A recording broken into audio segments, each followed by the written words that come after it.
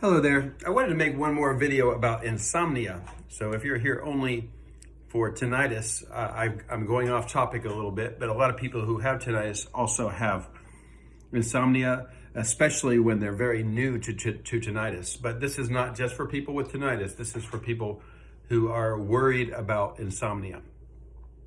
If you start having a bad case of insomnia, and then you start researching about it, you'll probably encounter something like fatal familial insomnia, where you die from insomnia because you can't sleep. Not gonna happen. So stop researching that stuff. I mean, you can always go to the ER and have them talk to you, but what generally happens why you have severe insomnia is you're really worried about something.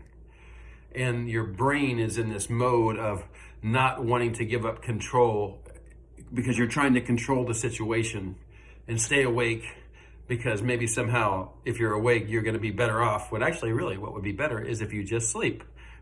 But you're so anxious. Maybe you have a medical condition. Maybe you think you have a medical condition, but it's more just anxiety and it's just a little problem in your body, but it's not a severe medical condition. So, if you suspect that you have a medical condition, by all means, go down to the ER and let them tell you that you're not going to die.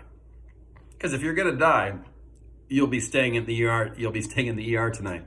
But chances are, it's highly unlikely you're about to die. If you do have a medical condition, and let's suppose you are going to die, well, then you'll die. And then you won't have to worry about the insomnia anymore.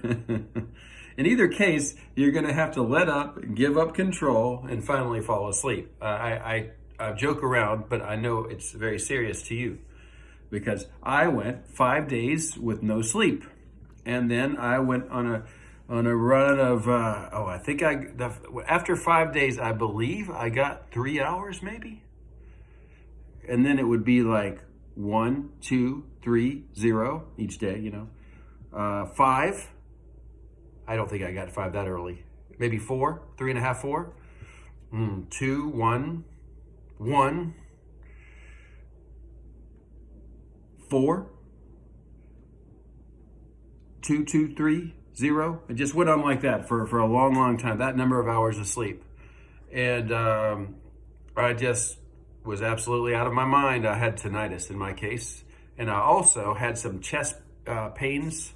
I had been diagnosed with COVID and possibly heart enlargement, but I wasn't going to die. I was not in danger of dying. So fortunate for me, yeah. So when you have a severe insomnia problem, what are you going to do about it? So what you're going to need to do is start diverting your attention away to other things that will serve you better. Thinking about all day how you're not sleeping is not going to really help you to sleep better. So like I think I showed it in just the last video I made, but I started doing some things just to get my attention on something else. I would sing songs, and I'm not an artist, but I just drew lots of drawings until to get my mind on something else besides not being. Some are kind of funny ones, but I don't know if you can see the stack of them. This isn't even all of them, but I did many drawings over a long period of time of insomnia. And generally, drawing would be the thing that I try to do maybe an hour or two before supposedly bedtime, in hopes that I would fall asleep. But you want to start trying to do some things that get your attention on something. You could read a book, you could exercise, and I highly recommend magnesium. There's a brand called Calm, where you just mix it in your drink and it fizzles. I think they also have gummies. And take that an hour or two before, hopefully, bedtime. And that'll calm you down. There are some other like over the counter meds for sleep. You could try those. You know, magnesium is great though because it's so ultra safe. You know, it'll calm you down, and it's you don't have to worry. I mean, you don't want to overdose on it or something, but even that's pretty difficult to do, from what I understand. But you could research it. You know, I'm not a doctor, and more than likely, if you have insomnia, you also have anxiety. So then you're worried about taking things. I was worried about taking melatonin. It doesn't do anything, you know. I don't know that it even helped me, but I took it, and it supposedly kind of helps you fall into sleep. So you could take magnesium and melatonin. And if you're worried about how much to take a little bitty bit and see if it does anything to you. And then increase it a little bitty bit and see if that does anything.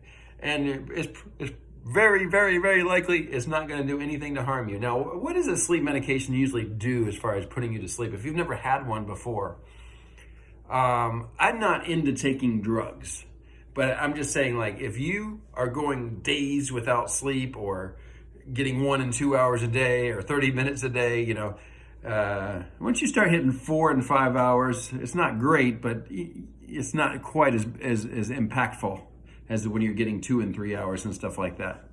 4 and 5 hours a day for a long period of time is not that great either, but you know, that's something a little easier to work with than the really severe insomnia. Okay, so more than likely you're afraid of these sleep medications because you're anxious. Because the insomnia is causing you to be anxious, and you worry about taking the sleep medication. So, you know, I would recommend, if you're scared of the sleep medication, again, I have to keep saying I'm not a doctor, I'm not a professional like that, but what I did, take a little pair of scissors out there, like they had the little scissors for the bathroom to maybe to trim your nose hair or your eyebrows, you know. Cut a little sliver of that med that they prescribe for you. And, you know, sometimes they give you benzos, so like Ativan, Xanax, Clonazepam, I can't say it right. I forget, but Resveratrol, something like that. But these medications generally, if it's a benzo, just really calms you down. It doesn't really, you know, you can read about all the side effects and things like that. Generally, a side effect is going to happen when you're on a larger dose, and maybe you're getting addicted to it, and you've been taking it for a long time. If you just take cut a little sliver of that pill, I'm recommending you try that first if you're anxious, and then that'll help you to get comfortable taking it. I don't like these meds either. I don't want to take them. I don't want to be dependent on them, but there are people that take benzos for years and they do fine. But it's a pretty highly controlled substance because it can become addictive if you just get where you can't sleep on this med. So what do they do after that? Like, let's suppose the med actually works. Well, that's good. At least you're going to fall asleep.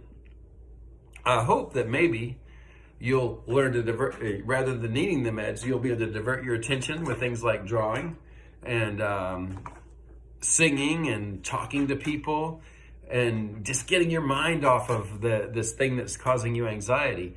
That'll be much better than needing the medication. But sometimes the medication can help you, just move you in the right direction where you get those few more hours of sleep, or at least maybe you get 2 hours instead of 0. But you know, if your sleep is in a really harmful pattern, you need to break that pattern. And that can actually take a few months sometimes. But the sooner you start working on it and understanding the problem that you have, it won't take so long, you know. But if you're all anxious and worried about trying things, they see that doesn't help either. You also can exercise. I wouldn't be, as long as you've been to the ER or whatever because you're worried or something like that, you can always get the doctor to tell you you're not about to die. And then if that's the case, exercise some, and that will make your body more tired and increase the likelihood that you're going to go to sleep. If you are like currently right now at 3 days with no sleep, maybe 4 days with no sleep, you don't have to worry that you're not going to sleep. You will. if you want to hear the worst part, I'll tell you, your body's going to crash. You're probably not going to just pass out and fall down or something, but you'll just get where you're just so frustrated and you'll finally lay down. And the worst thing is you can get those little hypnic jerks. You know those electric jerks where it kind of jolts you awake? You might get that when you're trying to fall asleep. And then that makes you anxious too. But even if you go so deep as you get the hypnic little zaps or whatever, you'll fall asleep, and but you may not get over the insomnia problem. You'll sleep, but you'll still continue to have trouble going to sleep. So, as I said, do the magnesium before you go to sleep. Try some melatonin if you like. Exercise earlier in the day. Avoid coffee and alcohol if you can. Alcohol. It doesn't really help you go to sleep. It actually can make things worse. So if you're especially if you're in a very severe case where you're at 3 and 4 hours, 3 or 4 days with no sleep, I would recommend if you're used to drinking coffee or something, drink it early in the morning and only drink a little bit, and then maybe eventually drink zero. Alcohol, same thing. If you're just so needing alcohol or something, same thing, a little bit, and if possible, just go down to zero. Especially, like I say, if you're at 3 and 4 days with no sleep, then alcohol is not going to solve your insomnia problem. If you get drunk just to go to sleep, you're going to continue having this pattern. So, if at all possible, let's not do the alcohol. It's not a very good method to get sleep back. If you have an alcohol problem, that's a whole other separate topic. I don't want to get too deep into that. Now back to assuming you're doing some things, drawing, singing, exercising, doing anything to not think about not sleeping, not think about being anxious, but actually getting involved in some activities, reading. That's where it's at. Getting your mind back on some stuff that's substantial, that's not worrying, not thinking about not sleeping, and trying not to do something. Don't do this, your brain keeps thinking about it. So you start drawing something, you start singing something, you start talking to somebody, you play games. I played solitaire for hours. But you do something to just get your mind on something, and that will help move you in the right direction. And then design your bedroom so it'll be nice and comfortable, but then don't spend all day worrying about whether or not you're going to sleep. You're either going to sleep or you're not. If you don't sleep, then just get on up and go on about doing some things. They do say things like, don't lay there if you're not falling asleep, because then your body starts to associate that place with not sleeping. So I would just say,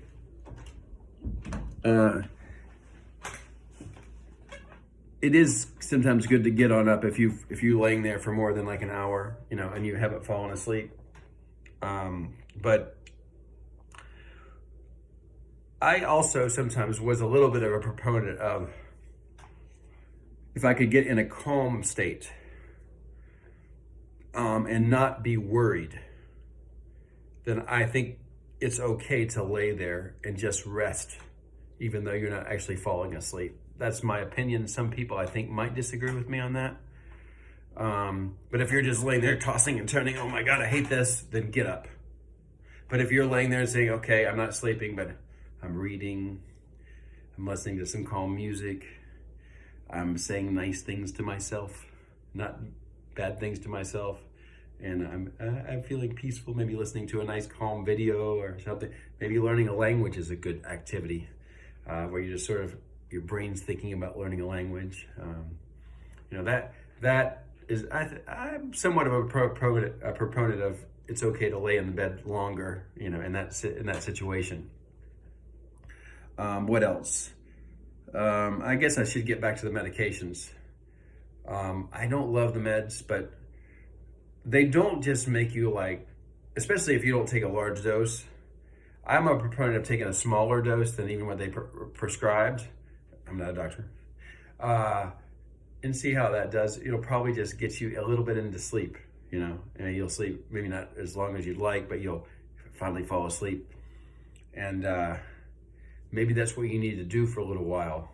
Take a smaller dose around whatever, 10 o'clock at night, and hopefully you'll get an hour. Hopefully you'll get even longer. But hopefully it'll start to establish a pattern of you falling asleep at that time. And as your body gets into the habit again of sleeping well, then it'll get better and better, or at least falling asleep. It'll start to get better and better. When it comes to the benzos that I was talking about earlier, that's not a good long-term solution. But if you have to take them for a month or two, as long as as long as you're not taking high doses, and like I say, recommend I take just a very small dose. See if that'll get you to go to sleep. Then increase it as you feel comfortable, but try not to get it too high. We just want to get that pattern of sleeping back. But if it has to take longer, what they're going to tell you, they should tell you, according to what I understand, is that you need to switch to an antidepressant like, say, Zoloft. There's other names for them. They might even want to give you a stronger sleep med if the one's not working. I took one called Seroquel, and that one has all kinds of warnings about it, that it can cause you to have like uncontrolled jerks that don't go away. And I was like, oh my God, I don't want to take this. So I did. I had to upgrade from one to another, and I took that one. But again, I took smaller doses, and I kept it as short a term as possible, and then I weaned myself down. But I got where I was doing, 3.5 to 4.5 hours every night from the 0, 1, 2, and but I started getting the sleep pattern a little bit, and then sometimes I would get 6 hours. And then, but I'm like, I do not want to take this drug if I can avoid it, because as it turns out, I think if you look at the data, which I'm not, an expert, but it's usually larger doses in a long period of time that these drugs are going to cause these side effects that you read about. So you don't have to worry too much about the side effects. If you're already anxious, then you read about these drugs, that research doesn't always do you real good. Then it just makes you worry more. But sometimes a drug that helps to calm you down a little bit. In my opinion, like, especially on lower doses, like even the benzos, which can be highly addictive, it's not even as bad as drinking 2 or 3 beers or something, or having like some alcohol. It's similar on low doses. I've known several people, they've taken these drugs for years, but they didn't increase it, so they didn't get like addicted and all that kind of mess.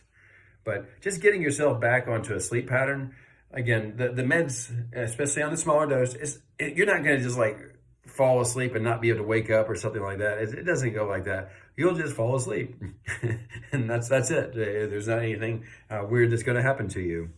Now, if you're anxious about it, then you may have some sort of anxiety-induced side effects. So, but these drugs are there to help you have a little bit less anxiety. I would rather you didn't need to take them, but if you're going on for a week and 2 weeks, or 4 days with no sleep, or 1 and 2 weeks of severe anxiety, I think it's worth it to because you want to get back into a pattern, then you're going to come off the drug.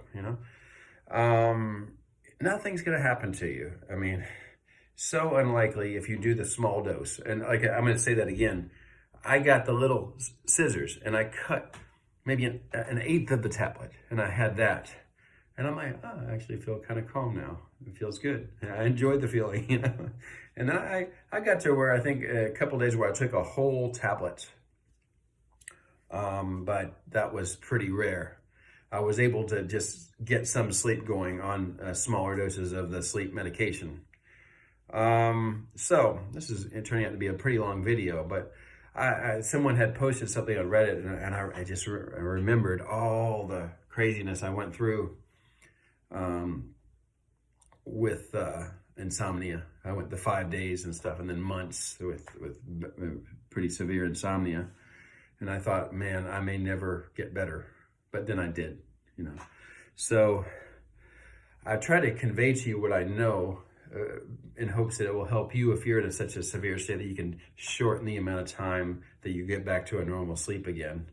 I'm sure there's other things like CBT, they call it. You know, you've probably already seen that if you got severe insomnia because you've been awake researching this. Don't research medical problems and insomnia all day. That's not going to do you any good either. Researching can cause more anxiety, right? So get yourself involved in some activities, no matter what's wrong with you, you know, and get your brain on something besides worry and such, and you'll start to sleep. You're gonna fall asleep, and you're gonna. Insomnia can take a few months to get better, but if you take the right steps, you can do it much faster. You can get into a better place. A lot of times people who have insomnia also, they want to be in control. I've got to control the situation. I've got to, I can't fall asleep because there's something wrong. But as you give up control, you're allowing your body to get in there and heal. And you can trust in yourself, in your body, to heal yourself. And you can trust that your brain does not need to solve anything. Your body is perfectly fine helping you to heal. And in the very worst case scenario, helping you to peacefully rest, you know.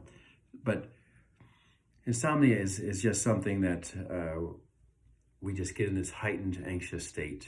And I hope you understand after listening to me for 22 minutes and 22 seconds that you will be okay. It may take some time. You will fall asleep. You will learn to give up control and let your body fall asleep.